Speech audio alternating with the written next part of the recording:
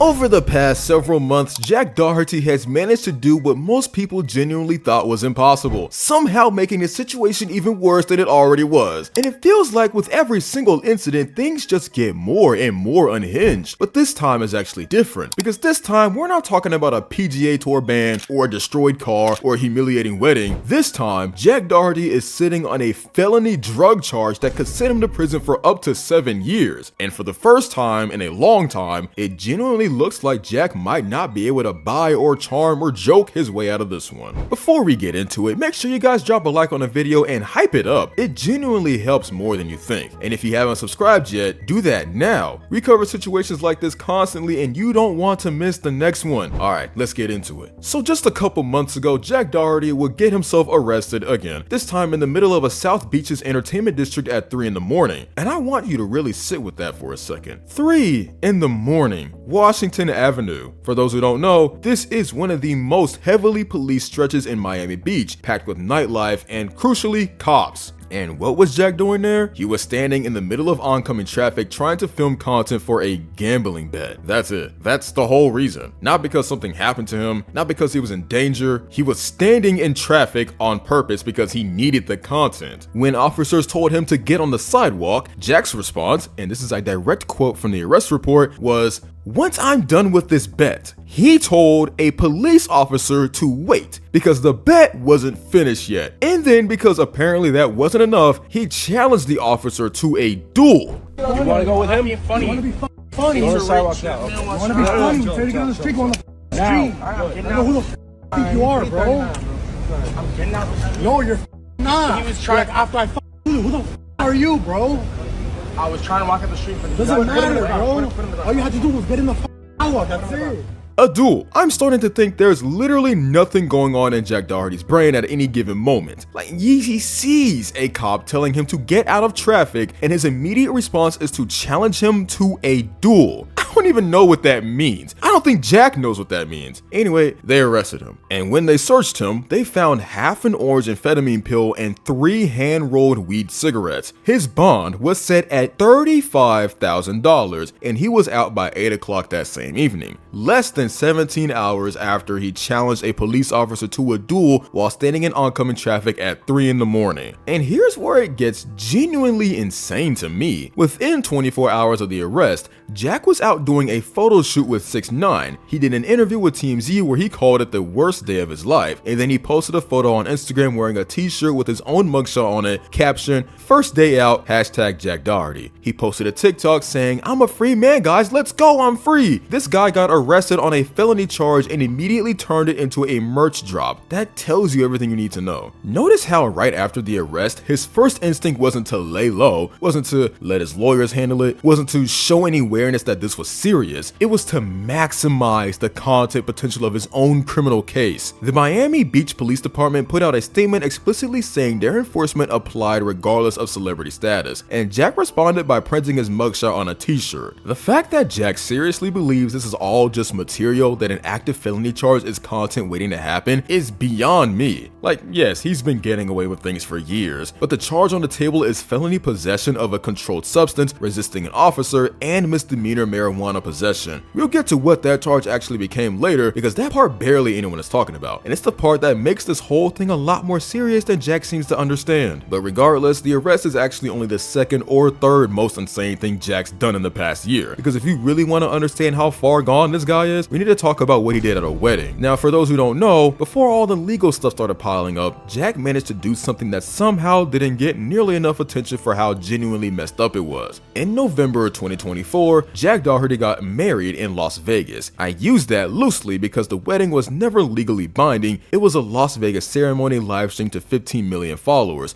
which already tells you what the actual purpose of it was. The woman was McKinley Richardson, his girlfriend at the time, and the wedding itself was, by any reasonable measure, one of the most publicly humiliating things I've watched a content creator do to another person. Here's what happened. Jack surprised McKinley at the altar with a prenup. Not before the wedding, not in private, at the altar, in front of her family, in front of 15 million live viewers. And the terms of this prenup, which McKinley was apparently reading for the first time in this moment, were as follows. She gets absolutely nothing if he divorces her, even if he cheats. She owes him $10 million if she cheats. He gets 100% of her OnlyFans revenue forever. She cannot date anyone for 250 years after the divorce, and she still has to cook, clean, and do his laundry. Her father was standing on that stage. McKinley's dad had to stand there and watch his daughter read these terms out loud in front of 15 million people. And according to McKinley herself, when she spoke about this on a podcast in October 2025, her dad cried afterward. She said he told her that was so humiliating and that she felt horrible about it. That's a father telling his daughter that watching her wedding made him feel humiliated. That's what Jack created. And the moment McKinley's family walked out of that venue, Jack looked at the camera and said, "Thank God they're gone." On camera to 15 million people. Now, I'm not going to sit here and say the wedding wasn't voluntarily entered to, because technically it was, but that's not the point. The point is that that's her real father. That's real humiliation delivered in front of the largest possible audience, and Jack's genuine unfiltered reaction the second the family left was relief that they were gone. So what does that tell you about how he actually views the people around him? And it's not like the situation improved from there. By March 2025, McKinley had called the police on Jack, alleging he threatened her while she was still retrieving her belongings. Jack went live, calling her a name and accusing her of using him for money. The marriage fell apart in May 2025, and then McKinley went on that podcast in October and laid out the full picture. The prenup, her dad crying, the control, all of it. And people moved on within about a week. The fact that this man made her father cry at his own daughter's wedding and then celebrated it on camera is genuinely one of the most deplorable things I've seen a content creator do. Then came probably the darkest chapter of the whole mess, the pregnancy. McKinley came out of the woodworks and said she got pregnant while dating Jack, and instead of being there for her like a decent person, he basically turned it into a business pitch. No comfort, no care, just cold calculations about how they could make money off it. She said it felt like he was treating her pain like content instead of something real. She talked about feeling completely trapped, stuck in a toxic relationship with someone who saw her life as a storyline, not something sacred. Between the pressure, the manipulation, and the total lack of emotional support, she hit a breaking point. That's when she decided to get an abortion. Not because she wanted to, but because she couldn't bring a kid into that kind of environment. And through all of it, Jack barely reacted. Distant, detached, more worried about optics than the fact that the person he was with was falling apart. That poor baby's life. And like, I don't know, it's so uncomfortable for me because I never wanted that to happen, ever. And I wanted, if anything, I wanted it to work. Like, I wanted to have it with him, and I wanted him to change, and I wanted him to step up. In the second part of the podcast, things went from bad to straight up unhinged. McKinley stopped holding back and started unpacking everything that went down behind the scenes with Jack, and honestly, it was bad. One of the craziest parts she mentioned was the fake wedding he staged for content. While she was literally in a wedding dress, Jack was cracking cheating jokes, calling her his blunt roller and treating her like crap. Man was playing house for clout. Every day, that was something actually that he told me that I needed to learn how to do, is roll a blunt. When I didn't add any value to anything, he actually called me the blunt roller. But I felt like, I don't know. I just kind of learned. I taught myself how to roll one. And from that day forward, that's what my job was to roll him an X amount of blunts. So he calls me. We're literally 20 minutes late to That same night, he told her to roll him up a blunt even though she wasn't feeling well. When she said no, instead of being a normal human, he lost it. He called her lazy, useless, and told her to And I was like, Jack, I'm starving. Like, please. He's fully capable of doing this, by the way. Like, he's able to do it as well. I was like, I'm just like, I don't want to do that right now. My head hurts. I'm starving. My food is down there. They're waiting for me. They already ate all their food. They're actually sitting at a table with my plate. I just wanted to get downstairs. And he was like, you know what? I don't give a fuck. You go down there. I don't give a fuck. Whatever. You do what you want to do. You're lazy as fuck. You're useless. You do nothing to help me in life. Go fuck yourself. And I was like, Jack, like, okay, I'll roll you one. Like, I'll do it. Like, I'll do it right now. And he's like, no, whatever, just fuck off, go. He's like, I don't give a fuck. Then when they got into the elevator, he looked her dead in the eye and said, this is why I'd never marry you. She snapped back, saying, then I wouldn't marry you either. And that's when he went off the rails. Bro, after a whole fake wedding, you can't make this up. This is why I would never marry you. And my heart broke. I was like, well, I would never marry you if you just said that. Because, you know, why would I marry someone that says, I would never marry you? I was like, I would never marry. Once they got back to the hotel, Jack started screaming at her, face red, saying all kinds of degrading things until she was done. And what made him act that way? But he was screaming at me, bloody murder. Like, when I tell you his face was red, neck veins bulging out of his fucking neck, telling me. You've never seen this before? Never before, never. And mind you, like, this is the same person that would be like, I can't even imagine yelling at you. I can't imagine having any issues with you and fighting with you or anything. So, you know, as he's saying these things to me, the most degrading and most disgusting, vile things you could possibly say to someone, especially your girlfriend, I was just taking everything. I wasn't even retaliating or saying anything back. He was just going and calling me all types of names, like a whore, and saying he should have never given me a chance because I've ruined. She tried to walk away, but he grabbed her arms, pulled her onto his lap, and refused to let her leave. That's when someone heard the yelling and called security. When security came, they separated them. Security. That's how bad it got. And somehow, after all that, she still forgave him. Face, sticking his finger in my face this close and saying, you fucking stupid fucking whore. And I looked at him and I was like, we're done. Like, I'm done. And I got up, I started walking, and that's when he put his hands on me. For the first time ever, it had escalated not only to emotional and mental abuse that he's put me through, he was grabbing onto me, not letting me leave the room. He grabbed me by my arms, he sat me down on the bed, made me sit on his lap. I was trying to get away from him. I was like, get away from me. Like, you just said this to me, and now you're saying, baby, I'm sorry.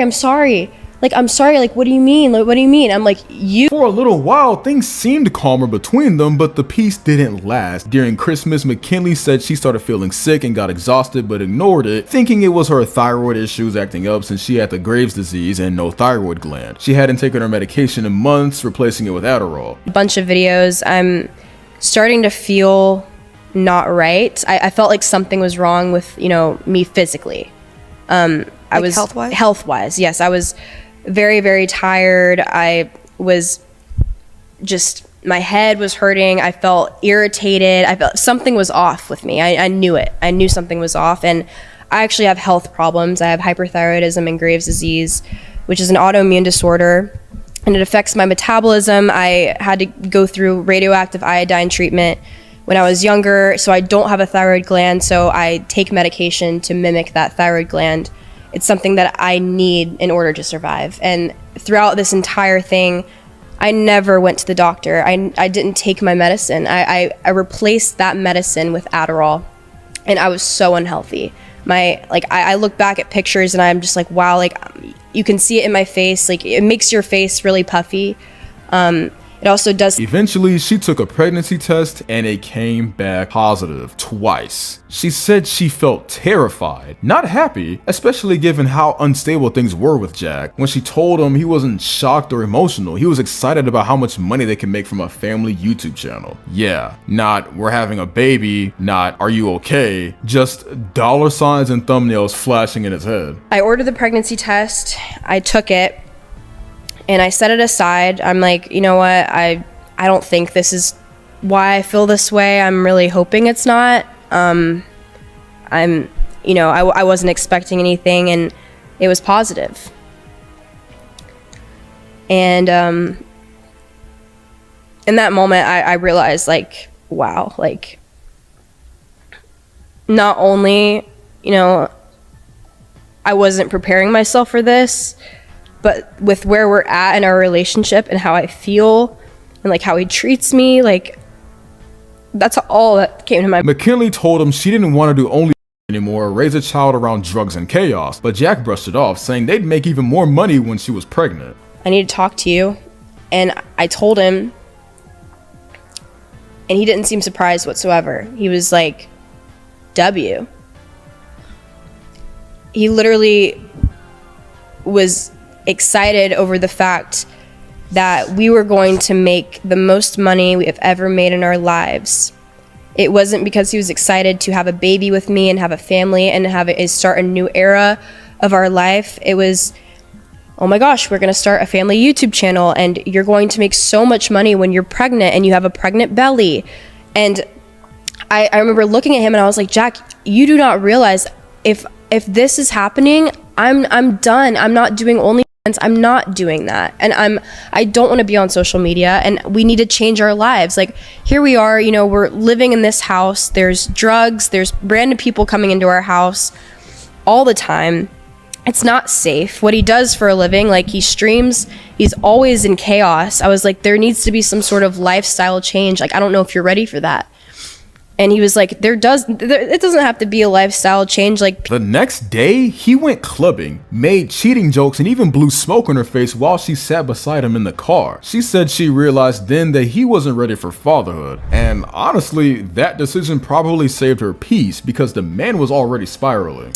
You know, making jokes about how he wanted to cheat on me, and now that I'm pregnant and can't do anything, that this is his time to get another bitch pregnant. That way he can keep me and keep her and just have me be there, because no one would fuck with me if I had Jack Doherty's baby. That's what he would say to me. So while he's saying these things to me and I'm already, you know, going through how I feel about the situation already, I'm like, this is a horrible situation to be in. He's trapping me. He's literally to my face telling me that as soon as I have a baby, he's going to move on from me and try to have a baby with somebody else, and I'm just there. So again, I don't want to believe this. I know he's making these jokes, but there's truth to all of his jokes. He ends up going to the club, and, you know, I went with him. That poor baby's life. And, like, I don't know, it's so uncomfortable for me because I never wanted that to happen, ever. And I wanted, if anything, I wanted it to work. Like, I wanted to have it with him. And I wanted him to change, and I wanted him to step up. And it just, nothing. And even me finding out, it was still him fighting with me and degrading me. And I just, like, it was the best decision for me, I felt like. And, you know, I still think, like, to this day about it. And it's a really hard situation. Thank you.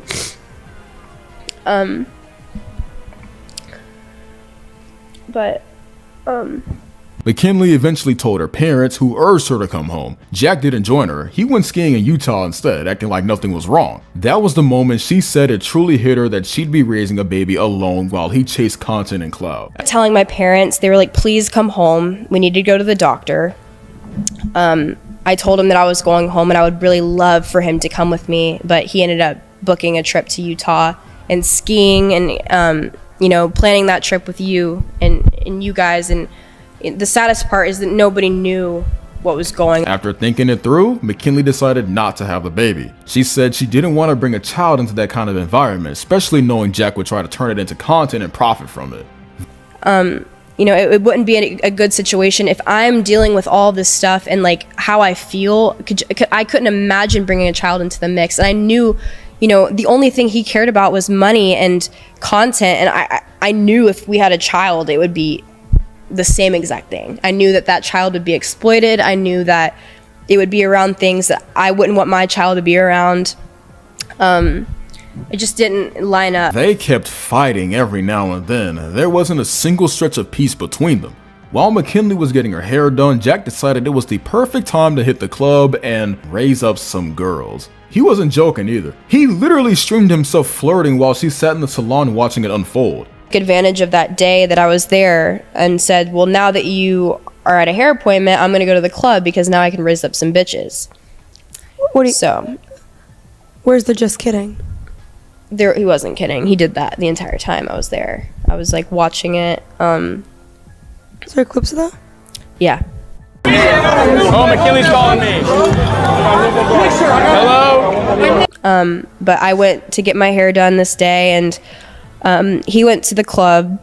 When she later went out for food with her friend Michelle, he completely lost it, blowing up her phone with jealous texts despite the fact that he was literally at a club cheating on her. They asked me if I wanted to go get some food. We end up going to like this outdoor like bar / grill type of thing. We had a few drinks. I ordered food, and Jack is just nonstop texting me. Like, I want to read it. So I told him, I said, we're getting drinks at Marina Village. He said, L. He said, why are you going to a bar without me during spring break? Like, what the fuck? And mind you, he is literally at like he is at a club talking to girls actively during spring break. And I said, I promise this isn't a bar. I'm just with. The next morning, he started calling her lazy and useless for waking up at 10 instead of 8, as if that was a crime against humanity. Things escalated fast. He went from trash talking her work ethic to calling her disgusting names. Do you see what time it is? You make my life harder, I'm sorry. It's like I have to carry you through life, and it's like you're my girlfriend. I have things I have to do every day. So you're supposed to help me through it. You should be so helpful with it. You should make your own videos all day long, and I was able to do my own thing, help everyone else with their stuff. I have to just help me and you now. It's a me and you game now. It's a full-time job. I want to do that though. So why don't you do it? Like what's stopping you? I get my shit done every day. I post every day. I stream every day. I can't rely on you guys every day. That's why I do my own thing. And No good morning. no good morning. Oh, okay. No, it was, do you see what time it is? And He even went as far as spitting in her face and shoved her into a wall hard enough to leave a bruise. he was like, I should have never given you a fucking chance. And I'm brushing my teeth. I'm crying. There are tears coming down my face. And he comes right here and he's like, you're a stupid fucking whore, you fucking whore, and he's spitting on me. He literally, I could feel the fucking spit come off of his mouth because of how close he was to my face, screaming in my ear. And he pushes me as hard as he can into the wall. And I caught myself in my arm, which I have a picture of the bruise from the day after. He pushes me and I caught myself, and he told me, he was like, oh, you flopped. He's like, stop flopping. Then he gaslit her, saying she flopped. She tried to leave, but he followed her outside, saying he was trying not to punch her in the face. Fists clenched and face red. At that point, she realized it wasn't just emotional abuse anymore, it was dangerous. McKinley called her parents crying, told them she was done, and finally started planning to get out of that nightmare for good. Punch you in the fucking stupid face. And he's grabbing his fist, he's red as fuck. His eye, it was not the normal Jack I was so used to. It was so like completely different. And I was terrified. In that moment, I was so scared. I didn't know if he was about to beat the shit out of me. We had guns. He would always make jokes and say like, I'm like, should we just ourselves? Like, I'll just you, I'll me, like just ourselves. I didn't know. He was so enraged. I didn't know what he was capable of, so I just knew I needed to leave the situation. Eventually, McKinley texted Camila Arujo for help because she didn't even feel safe going back to grab her stuff. According to her, Jack had threatened her after the breakup and even changed her passwords to lock her out of her own accounts. He basically held her digital life hostage. She had to call the cops just to make sure she could go back without getting cornered. That was like, okay, he's trying to take my account from me. Well, exactly. Like, right. In the moment, I think I was there for that. Like, yeah. When we were having a conversation about, I don't even know. I was like, well, what are you going to do with your fans? Yeah. And she was like, well, let me look. And then the second she pulled out her phone, her passwords wouldn't work. I couldn't log in. So naturally, we both panicked and we're like, fuck, what do we do? Yeah. So we immediately switched all the passwords, like immediate. Like, I don't even think there was like a 5-minute period. Like, it wasn't. We completely changed the email associated, the bank, the passwords. And obviously, because in her mind, it was like, I'm like, if like, yeah, everything in the balance is going to be gone if I don't go and switch it. So then this is where everything really started. He said, I changed your OnlyFans password on both your accounts, just so you know. There's a tape that leaked, and basically it's police footage of you and Jack Doherty's girlfriend. Oh, the body cam footage. Yeah. I'm waiting for her to be ready to tell her story. Has nothing to do with me. Okay. When she showed up with the police, it didn't exactly go smoothly. She said he started yelling, tried to take her phone, and even pushed her in front of the officers. Because you're not answering me. Because you're not fucking answering me. Like, you're I can't believe you Yes, you wouldn't answer me. You called the cops before you fucking talked to your boyfriend? Are you kidding me? How the fuck are you doing that? That's it, bro. That's all I did. I don't know. Yeah, but I did. I just wanted to talk to you. That's it. Then just talk to me. You wouldn't answer me, bro. Are you fucking kidding me? Like, he obviously sees the cops. He's like, there's reportedly footage of that because, in true Jack Doherty fashion, he later leaked clips of the police encounter himself for attention. Like, imagine causing a whole scene bad enough for the cops to get involved and then turning it into content. But you know, I did it, and I was like, I just would like an escort. I want you guys to be there on standby in case anything happens, and so it can go smoothly. Also, I wanted to mention he had my social security number, birth certificate, passport, all in a safe. And I didn't know the password to the safe, and he had a camera towards the safe. So I felt like I had so much stuff I needed to get from the house that were so important. And there was no possible way I could have been able to get that on my own. There's no way. So the police get there. Obviously, and that's you when know, you guys see the body cam footage. The body cam footage, which was, I do want to say, like, Young, remind me that I still have your driver's license, okay, hun? For real, McKinley? Yo, who is this though? I need to know.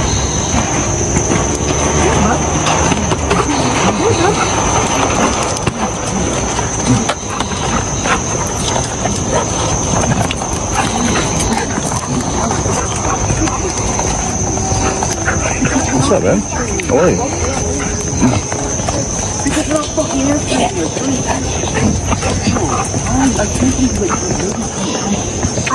Yes, you usually wouldn't answer me. You called the cops before you fucking talked to your boyfriend? Are you kidding me?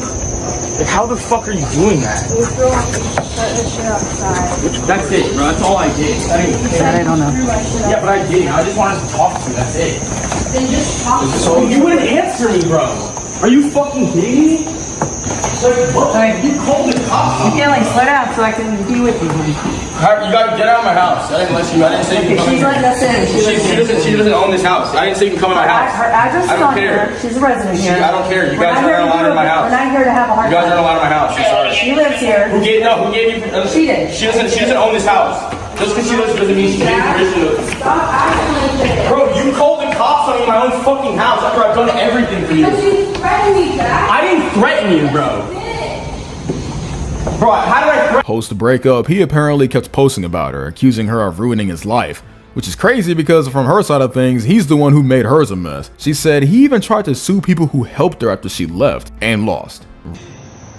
To be my girlfriend in general, it's like there's no fucking 1-year-old trillionaire. No, I'm kidding. Not that matters. It has nothing to do with money. It's like the fact that no other bitch gets to live this life that she has. All she has to do is be grateful, positive, and appreciative. And that's all I fucking ask of her. She spends more of her days being ungrateful, miserable, and fucking just in bed, bro. She sleeps all fucking day, dog.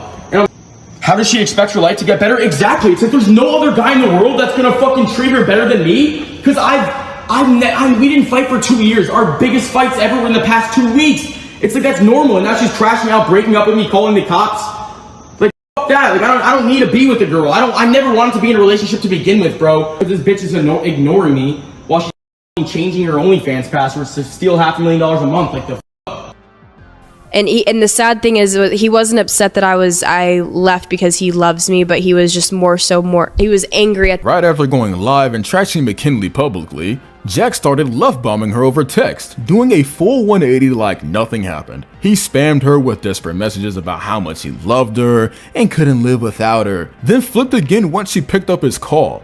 He went from apologetic to demanding her OnlyFans password, accusing her of using him when she refused. When she hung up, he tried guilt-tripping her with dramatic threats about hurting himself. this, you know that. I just want to hug you again. I'm so sad right now. I feel like you never loved me. I just want to be with you again, McKinley. I plan on spending the rest of my life with you. I don't want to be with anyone else. I just wish you talked to me today so none of this happened. Can you please just say something? Please talk to me. I can't go to sleep without speaking to you at least one more time. Please just talk to me. I love you. And the reason I got so mad because I feel so fucking helpless, McKinley. I can't even talk to my own girlfriend no matter how hard I try. It's the worst feeling ever. I can't stop thinking about you and it's making me go insane. Just please call me. I can't sleep until you do.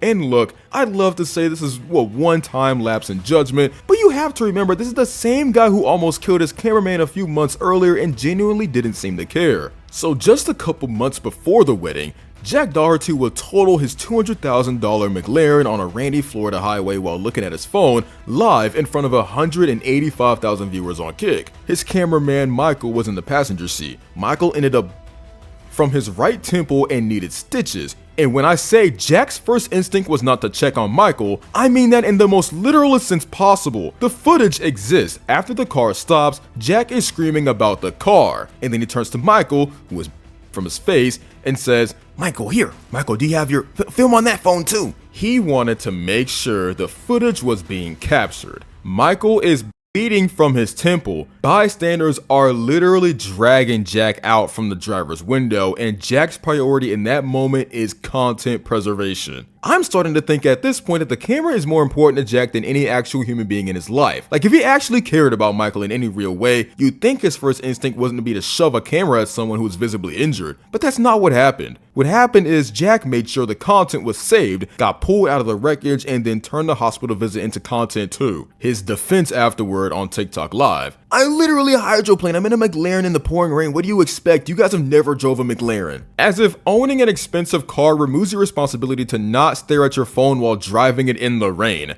Nadeshot, the CEO of 100 Thieves, publicly said Jack deserved jail time and to be demonetized from every platform. Kick put out a statement saying they don't condone illegal activity and banned him. He was unbanned 9 days later, then banned again after a live stream brawl with a heckler. And what makes all of this even harder to stomach is that while all this was happening, the crash, the wedding, the arrest, a criminal case was quietly moving through the courts. And the updates from that case are genuinely wild. Alright guys, so here's the part that I feel like flew completely under the radar. And honestly, it might be the most important update in this whole situation. Jack's arraignment was originally scheduled for January 14th, 2026. He didn't show up. It got rescheduled to January 15th. He didn't show up on that one either. His attorney appeared on Zoom on his behalf, and Jack was apparently allowed to skip his own arraignment because, and this is a direct quote from an attorney speaking to Atazi, a YouTuber who actually showed up to the courthouse and reported from the scene, apparently he was allowed by the judge to not show up or to waive his attendance because of his celebrity status. Celebrity status. Since when does that get you out of showing up to your own arraignment? We all know Jack has been getting away with things for years, but this is a different category.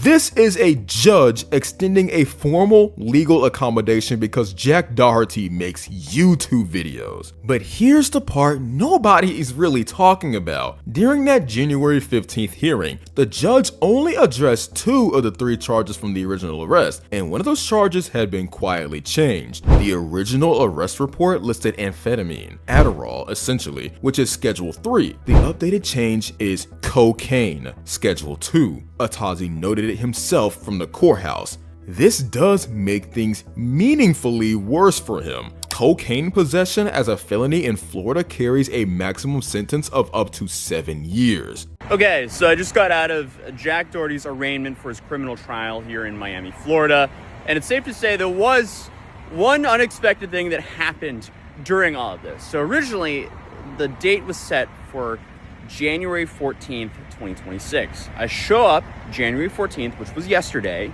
and I'm there like an hour early. We're waiting. I check the docket. He's there. It's supposed to happen at 9:30 and not 9. Okay, I guess we're just waiting a little bit longer. But we get there, we're waiting in trial, or in the courtroom, and then we find out he didn't show up. So then somehow the arraignment was continued until today. Thankfully, that's awesome because I'm not flying out until a few hours, so I can actually go to that. So I showed up this morning, a little bit later, so I didn't have to wait as long. And then I found out there was a new interesting detail to the case. So again, he didn't show up. his attorney showed up via Zoom, and apparently he was allowed by the judge to not show up or to waive his attendance because of his celebrity status. It seems that's what the attorney I talked to said is the most likely reason for why he didn't actually have to show up. But from what we know, there's 1 felony charge and 2 misdemeanors that were like formally charged towards him. But today in court, they only read 2 charges. One of the charges was a felony charge, but instead of the alleged Adderall pill or the methamphetamine that the police allegedly found on him, it was cocaine possession. And then the other charge, I couldn't hear because the people in front of me were whispering. So that's the new update. This does technically make things a little bit worse for him because cocaine is a Schedule 2 compared to Adderall, which I think is a Schedule 3. Both are Class 3 felonies. So, I mean, in the grand scheme of things, it doesn't change things too much, but it could affect how he negotiates a plea. Either way, that was the update for now. I'll see you guys in the next video. Please subscribe if you're new. Peace. This isn't a minor situation anymore. The charge got upgraded and Jack responded by not showing up. Now, he can make as many TikToks as he wants while this case drags on. He can post his mugshot, he can do gambling sponsorships an hour after getting it released, he can call it the worst day of his life while shooting content with 6ix9ine. But that doesn't change the fact that there is an upgraded felony charge sitting in a Miami-Dade courtroom right now with his name on it, and a judge who is eventually going to need an answer. The charge got worse. He didn't show up, and his lawyer zoomed in on his behalf. And somehow, Jack Doherty is still out here acting like none of this is really happening. And honestly, the reason none of this surprises me is because I've been watching this guy do this exact same thing for years. Let me give you some context on just how long this pattern has been going on. I've been making videos on Jack Doherty for a long time at this point, and the thing that gets me every single time is that the pattern never actually changes. In 2016, Jack was 13 years old making pin flipping and fidget spinner videos on YouTube. Genuinely harmless stuff, a kid doing trick shots on camera, and I don't want you guys to take this the wrong way because that version of Jack was actually just a kid being a kid. I get it, but that was a long time ago. It escalated from Walmart stunts to street harassment content to confrontations with security guards to the David Dobrik Halloween party in 2023 where Jack's bodyguard allegedly punched a guest and a lawsuit was filed which Jack live streamed as content. That lawsuit is still ongoing, and then from there, the McLaren crash, the wedding, the grooming allegations resurfacing, the arrest, the court no-shows, the charge upgrade. Now to Jack's credit, there have been moments over the years where things seem like they might be shifting. Stretches where his content got marginally less chaotic, but if we're being completely honest, those moments never lasted. Because the chaos is the product, and Jack knows that better than anyone. The institutions that have tried to hold him accountable keep adding up. Kick banned him twice, the PGA Tour handed him a lifetime ban, Miami-Dade County has an active felony case open on him, and yet he continues walking free, posting content and making money. At some point, this stops being a pattern and starts being a business model, and the business is chaos. But of all the things Jack's done, there's one category of allegations that the internet keeps glossing over every single time a new situation pops up, and I think it deserves to actually be on the table. In December 2023, a Kick streamer named Natalie Reynolds came forward with a series of allegations about Jack and his management operation. It started with the claim that Jack had paid someone to take down her Instagram after she left his circle. That alone would have been a story, but then she kept going. Reynolds alleged that Jack had a specific method for signing girls to OnlyFans contracts, and the method, as she described it, worked like this: rent a yacht, supply girls under 21 with alcohol, and once they're drunk, hand them a contract with no end date and get them to sign it. She alleged that one girl in Jack's operation was making $5,000 a month while her page was generating $1 million, and that the girls never had access to or control over their own accounts. Jack's response was to call Reynolds the dumbest accusation ever and attack her personally. His counter argument was that he is younger than basically every girl he has ever signed except one, which is not the point. Nobody said the issue was his age relative to theirs. The allegation was that he waited for a to turn 18. His age has nothing to do with that. And then the more serious allegation that Jack had specifically targeted a 18-year-old girl, waited until her 18th birthday and then used this exact method to bring her into the operation. Drunk girls on yachts and taking percentages of them. You will be going down, my brother. You will be going down. I never had any real problem with you until now, so you will be going down. Girls on a yacht making them drink. I know everything about you, and I got this. I got this. Now, on a George Janko podcast, he actually got schooled face-to-face for running this ridiculous OnlyFans circus that, and I quote from his own mouth, won't let his own daughters do. You're collecting money from girls that are doing things that you know you wouldn't let your daughter do. So why would you think that your father, who also is their father, why do you think he would bless you if you're continuing to do this? You already have enough. You already have enough that you can say, hey guys, you know what? Let's scratch the contract. You guys go do what you guys need to do. If you want to continue or you don't continue. But these are blood money and I don't want my hands to be a part of it anymore. I mean, that right there will make you in a direction of peace. And then from there, that was just stressing the fuck out. I'll be like, God damn, like all these bills are adding the fuck up. Like, that's where you have to go. I'm 21, man. But dude, here's the thing. I promise you this, Jack. I really do. I really promise you this. I see where you're coming from. I understand. But if you move with God, I'm just this one small inch. If you say, hey, God, I really don't think that this is pleasing you, I'm going to replace this. I promise you God will replace it.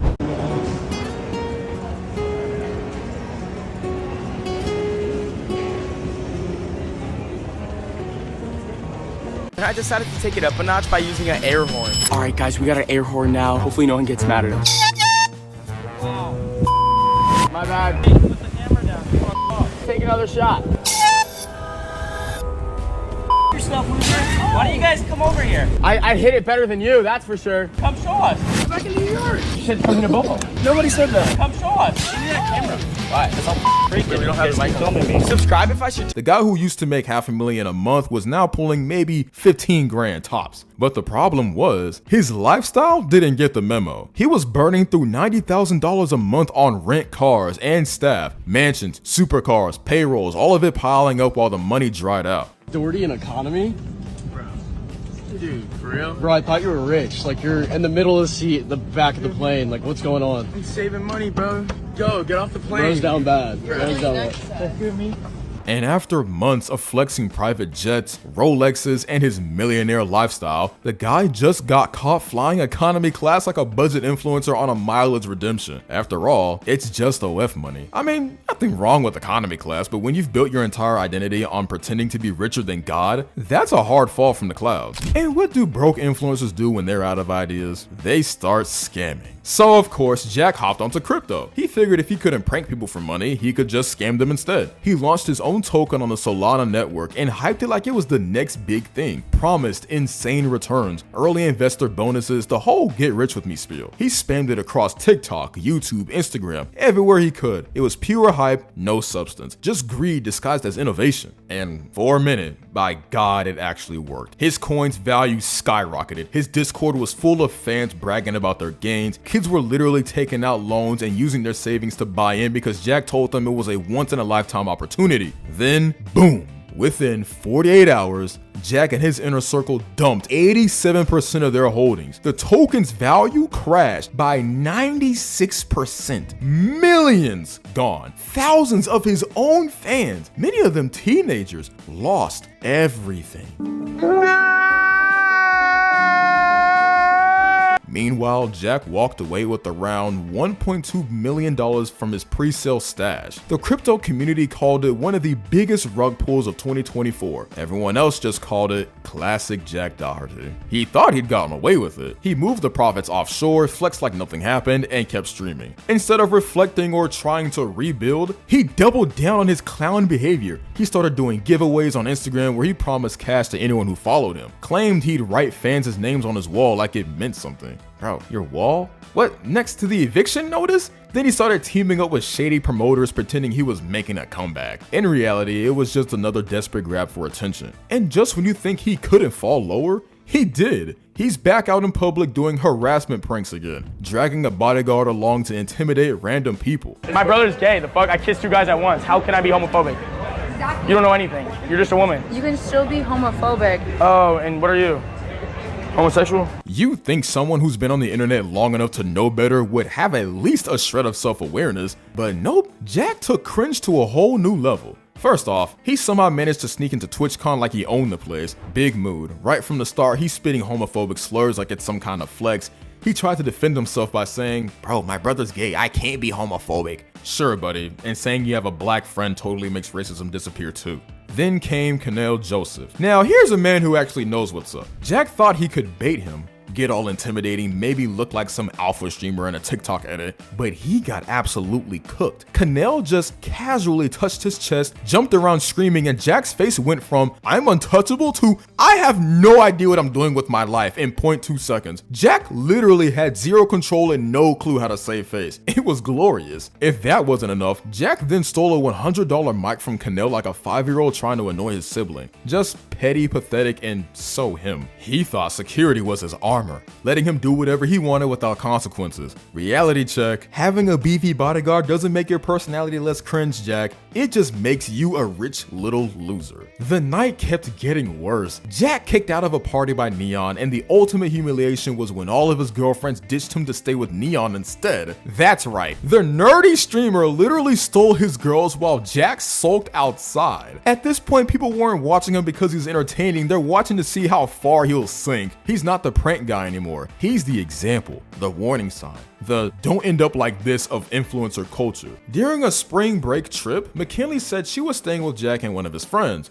One night, she woke up to that same friend assaulting her while Jack was literally asleep right next to her. She tried to wake him, tried to push the guy off, but she was terrified and frozen. The next day, she told Jack everything. He confronted his friend, who admitted it and apologized, but like, what is an apology even worth in that situation? And Jack, he didn't report it, didn't distance himself from the guy, didn't speak up, just kept it quiet like it was damage control, not something traumatic that happened to someone he supposedly cared about.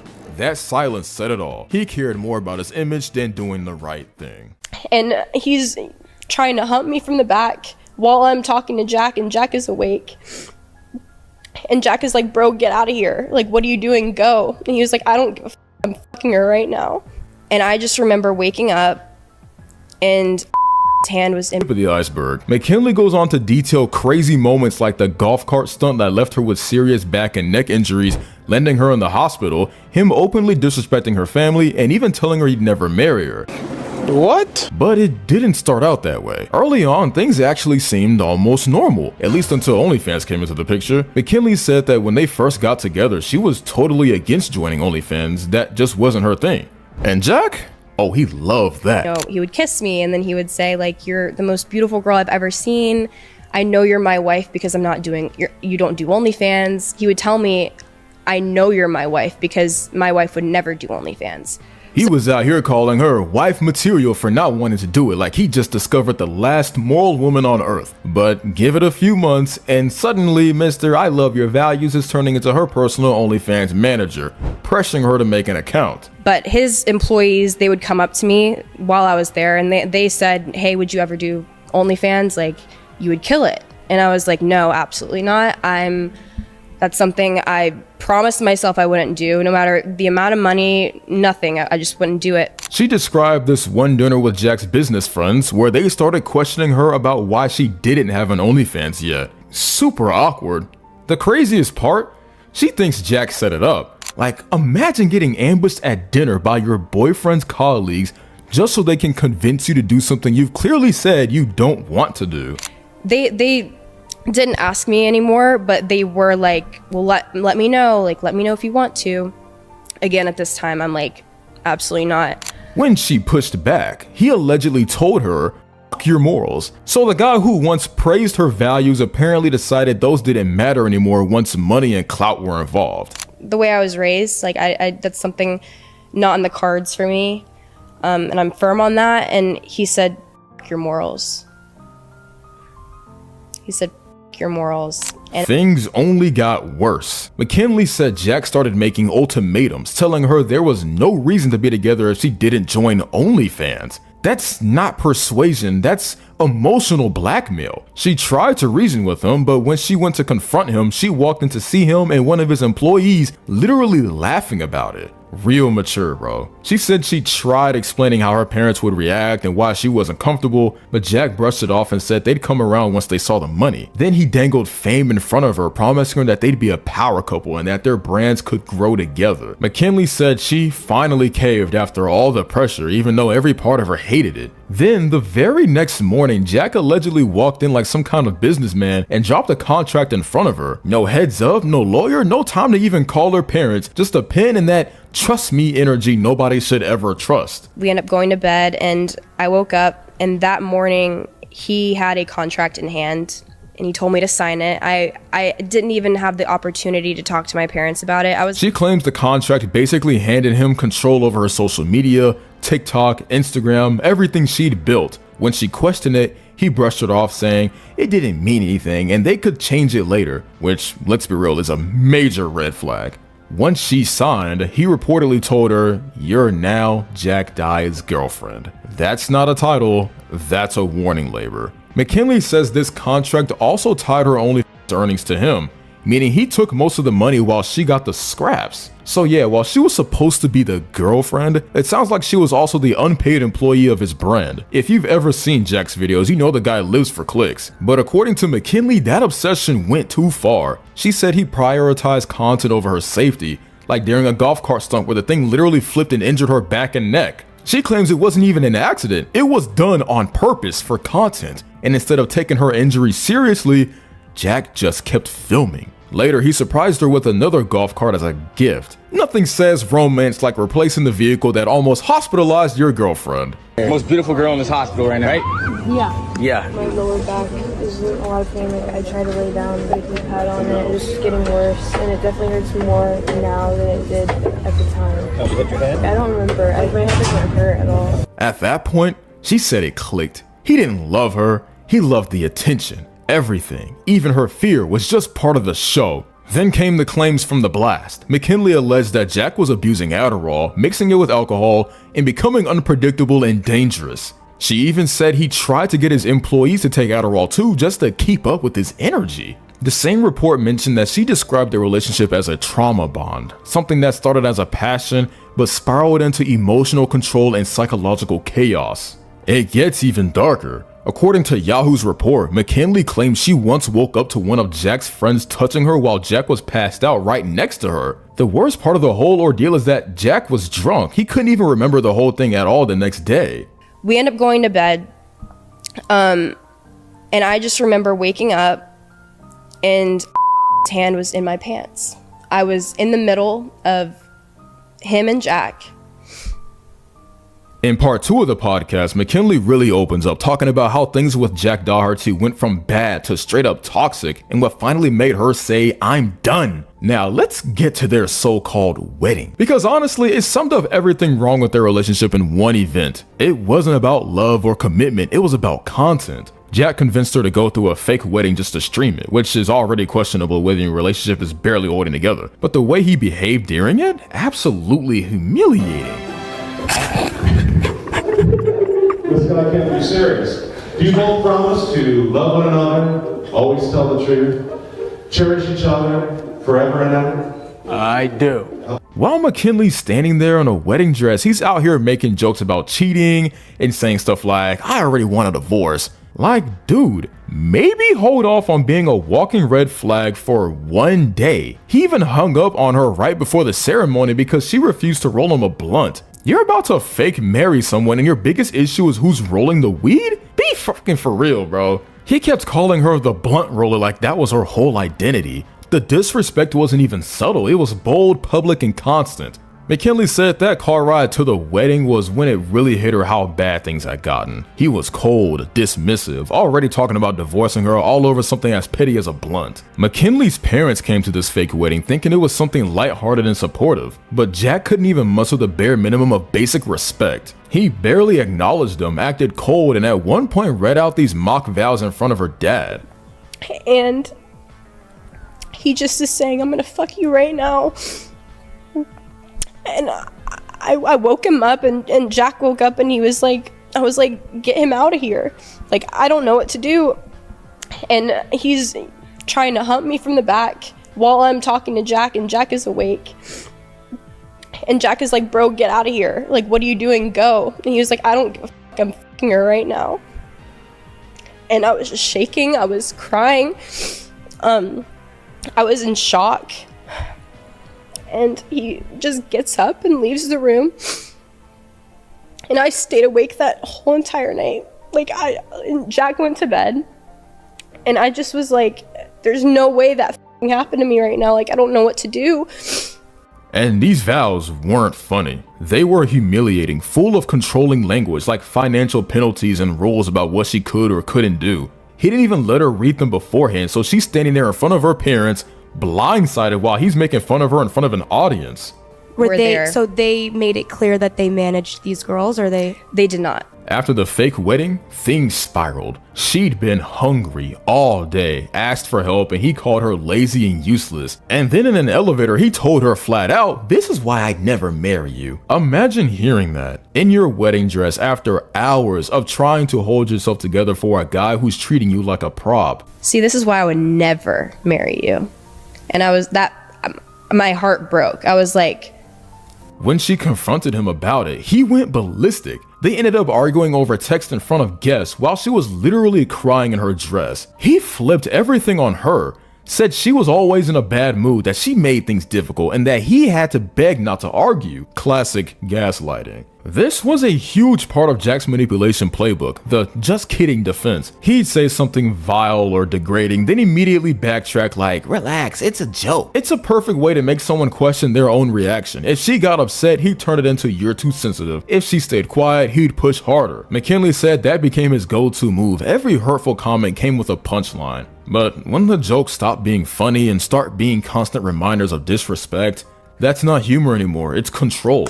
That night it escalated again. Jack lost his temper, face red, yelling, calling her awful names. He just sat there, completely silent, because at that point, anything she said would be twisted against her. Then it got physical. He grabbed her arms, pulled her onto his lap when she tried to leave, and wouldn't let her go.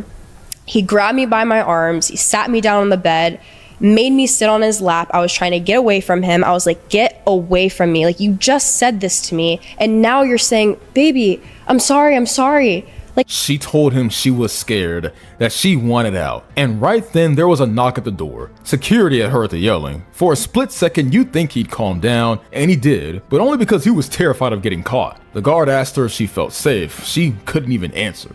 Jack dragged her out of the room, still fuming, saying, "We're leaving." She called her parents mid-chaos, and the moment he realized she involved them, he toned it down again. McKinley finally packed her things and stayed with her family. For once, she had distance, and that's when the love bombing started. Jack flooded her with messages, long texts about how much he missed her, how broken he was, how he couldn't live without her. But in the same breath, he admitted to controlling her OnlyFans account, changing passwords, threatening to shut it down. That's not love, that's control. He wanted power. Even when she wasn't physically around, he kept demanding she come back to collect her stuff, but with obvious threats.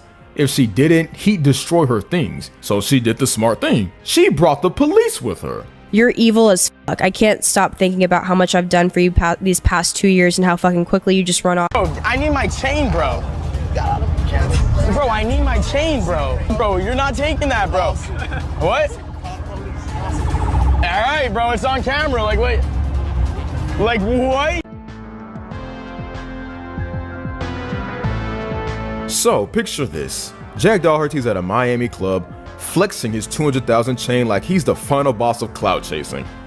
And this thing's dripping in diamonds, probably brighter than his future. Enter Lil Baby, who Jack's been fanboying over harder than a TikTok stand at a Charli D'Amelio meet and greet. Jack paid this man $200,000 to perform 7 songs at his birthday party, basically renting a rapper to prop up his ego. And what does Lil Baby do? Snatches the chain right off his neck, gives him a noogie for the vibes, and dips like he's Vin Diesel in a Fast and Furious chase scene. Go. I got you. Coach, all right, coach. Coach, all right, coach. Yo. All right, Jack, go get your chain back. Get Jack. He took my chain while he was performing and like, didn't give it back. Like, he had my chain, bro. Like, what the You guys aren't getting away with, like, what? Yo, that's crazy if you think he's taking my $200,000 chain. Bro, he has my chain. Yo, what's up? Back it up. Back it up. Back up. What do they think this is? Robbery on camera? It doesn't work like that. Back up. What is this? Wait, keep it on here. Just get away from me. Back up. You got cars backing up. That's outside. Back up. Jack's left standing there looking like a deer caught in Bugatti's headlights, whining, "Bro, I need my chain!" Like it's his emotional support fidget spinner. Bro, you didn't just lose a chain, you lost your entire reputation in one flex. You think people take you seriously when you've built a career mocking fans and chasing color like it's an Olympic sport? Make it make sense, Jack. This clown deserves every second of this L. Stop. Watch your back. That's crazy. You think he's getting away with that? That's insane. Chrissy and I got on video too. That's crazy. Watch your back. Imagine making 1.2. Yo, this is motivation to the people, bro. I'm literally just trying to give him like chances. Jack, don't want to. I don't. What do you mean trying to? That's not even my chain. My jeweler lent it to me. Like the. Here's the kicker though. Jack's out here admitting the chain was rented. So this man's flexing a $200,000 necklace he doesn't even own? Dang. Like he's leasing clout from Temu's clearance rack. Bro, if you're too broke to buy your own bling, maybe don't parade it around like you're Drake headlining the VMAs. Renting a chain to flex in a club, that's not a glow up. That's a glow down to wish.com level of desperation. Like, bro, don't cry. It's okay. Bro, I'm sorry, but like, no, don't be scared for me. It's like you can't take someone on camera. Like, that's crazy. How are you? It don't work like that. We love you, Lil Baby. I know why. That's the saddest part ever. It's like my favorite rapper is literally robbing me. Like how the is that possible? That's so sad. Jack dreams, bro. All I do is listen to Lil Baby. All he does. All day long, I only listen to Lil Baby, and like he's literally just took my chain. It's like, bro, you already got 200K off of him. Like, what more do you? A little story. Sorry, baby.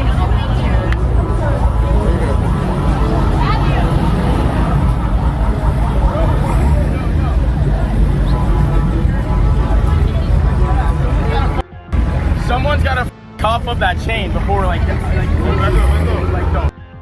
ain't. We know who did it. Like are you kidding me? Jack, watch out.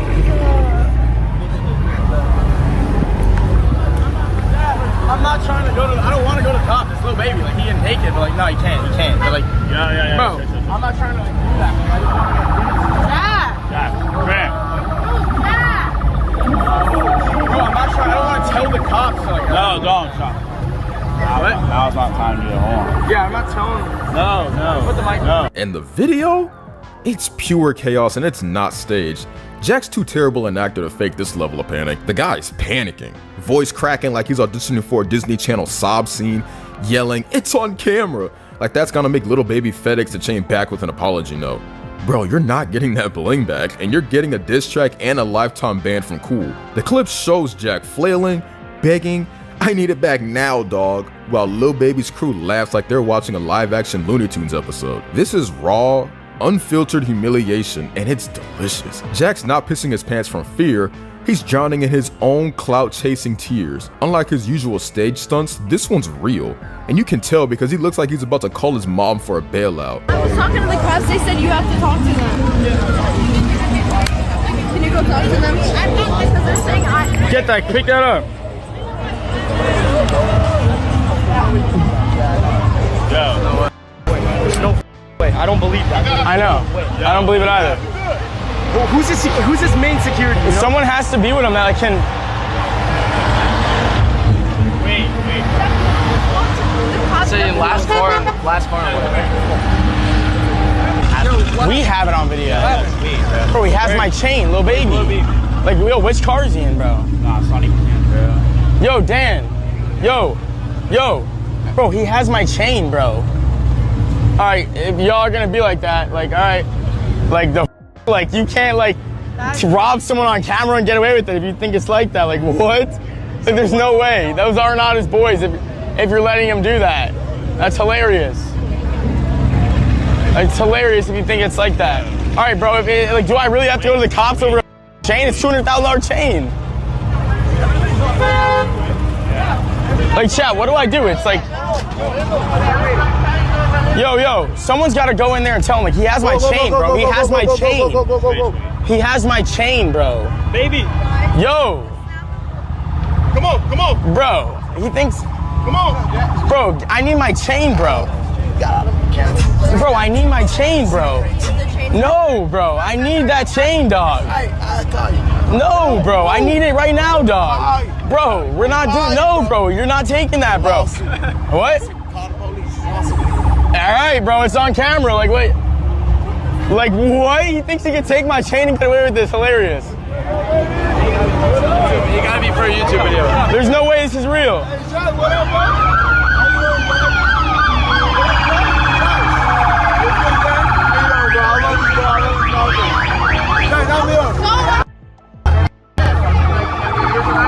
What's funny is that little bro shared a status right away with a text, and I quote, "Bag secured."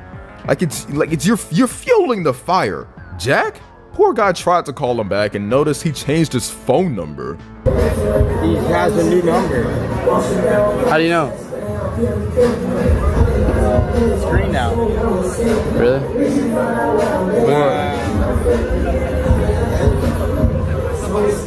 Wow, Lil Baby. Huh?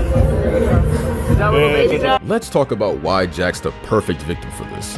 This ain't his first rodeo in the Loser Olympics. He's been collecting L's like they're limited edition Funko Pops. Rewind to April 2025, Jack got robbed of $300,000 in jewelry on Rodeo Drive by 4 armed goons while his 6'9" bodyguard, King Kong, stood there like a decorative NFT nobody bought. No shots fired, just Jack's ego taking a critical hit.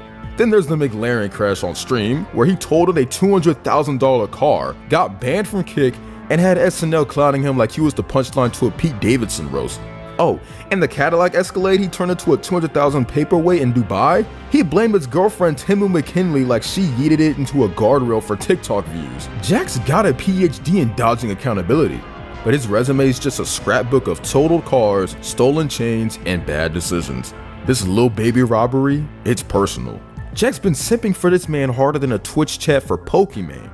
He knows every Lil Baby lyric, probably has his shrine in his bedroom next to his expired clout certificates, paid $200,000 for a party performance, only to get his chain snatched by the same guy? That's more than a robbery, that's a betrayal arc straight out of Game of Thrones. And Jack's reaction is peak NPC energy, screaming, "You can't rob someone on camera!" Like he thinks the law works on like a YouTube copyright strike. Bro, Lil Baby's not sweating your Ring doorbell footage. He's probably turning your chain into a new grill by now. The wildest part? Jack's team is out here saying it's a prank.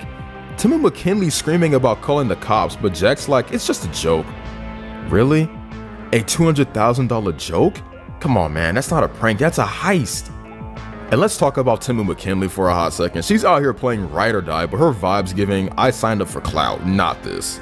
When Jack's whining about the chain, she's trying to calm him down like she's babysitting a toddler in a Gucci bucket hat. Sis, you're dating a man who gets robbed more often than a GTA convenience store. Maybe it's time to log off and rethink your choices. Notice how every single time someone from Jack's circle comes forward, his first move is to always discredit them personally rather than address what they're actually saying. We saw it with McKinley after the podcast, we saw it with Reynolds. The pattern is always the same. Attack the messenger, question the motive, call it clout chasing, move on. Now, none of these allegations have been proven in a court of law. I'm not here to deliver a verdict on something that hasn't gone through that process, but here's what I will say. The pattern of behavior Reynolds described, the control, the financial exploitation, the contracts designed to trap people, fits neatly alongside everything McKinley eventually confirmed about how Jack operates. The prenup where he gets 100% of her OnlyFriends revenue, the situation where she couldn't retrieve her belongings without turning it into a police call, the control is consistent, and the dismissal of anyone who speaks about it is consistent too. It feels so much better now. Why is Neon scared? You gotta go. Damn. Get on my back. Get on his back. Peace out. Have a good time in San Diego. All right there, buddy. What did I do, bro? Neon's a baby. Okay, you really him. Tell Neon to come outside now. The fact that Jack's response to serious allegations was to attack the person making them rather than actually address a single specific claim tells you everything you need to know about how seriously he takes the people around him. And that's ultimately what all this comes down to. This whole situation once again proves how completely out of touch Jack Doherty is with the idea that actions have consequences. The PGA Tour gave him a lifetime ban. Kick banned him twice. His ex-girlfriend went on a podcast and described their relationship in terms that made people genuinely uncomfortable, and an active lawsuit from the Dobrik Halloween party is still working through the courts, and now there is an upgraded felony charge in Miami-Dade with his name on it. He can joke about it, he can post his mugshot, he can do gambling ads for an hour after getting released and call it the worst day of his life while filming with 6ix9ine the next morning, but that doesn't change what's sitting in that courtroom. The institutions are slowly building a wall. The question is whether they build it fast enough to mean anything, because Jack has escaped real consequences so many times that even now, even with everything stacked up against him, it genuinely isn't guaranteed that anything changes. But the pattern is documented, the receipts exist, and for the first time in a long time, the charge on the table isn't something you can laugh off or turn into a t-shirt. If you made it this far, subscribe. We cover situations like this all the time, and there is genuinely a lot more coming with this one. Drop a like on the video if you think Jack finally went too far, and I'll see you in the next one.